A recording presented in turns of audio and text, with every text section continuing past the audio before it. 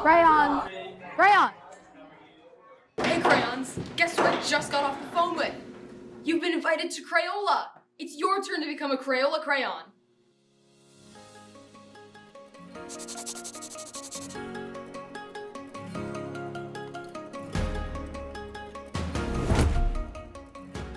We're here today to learn how to become a Crayola crayon.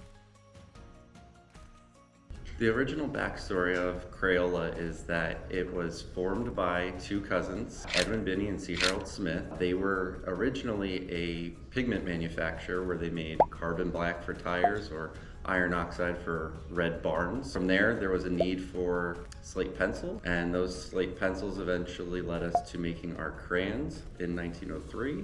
Those crayons were originally in 8 colors, and they were sold locally as well as now worldwide. All right, guys, it's time to go learn how to become a Crayola crayon. Yay!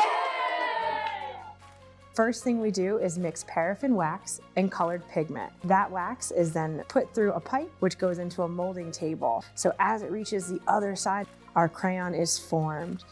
We then have pistons that push the crayons out of their mold. Then we'll put a label onto our Crayola crayon. What's special about a Crayola crayon is that it is very strong because it's wrapped twice. Our employees take the crayons and put them into a nice drawer called a magazine, where they then can go off and become part of the pack that we all know and love. One fun fact about Crayola is that one crayon can draw a line for almost 3,000 feet. So that's a little over half of a mile. My name is Zach Sabatine, and I'm a crayon team manager. What do I think is so cool about manufacturing? I mean, look at it. You got different processes, you got different people trying to figure out how to get things to run better. I mean, the great thing about manufacturing is it'll never be perfect. So there's always opportunity for improvement. There's always a chance to get better.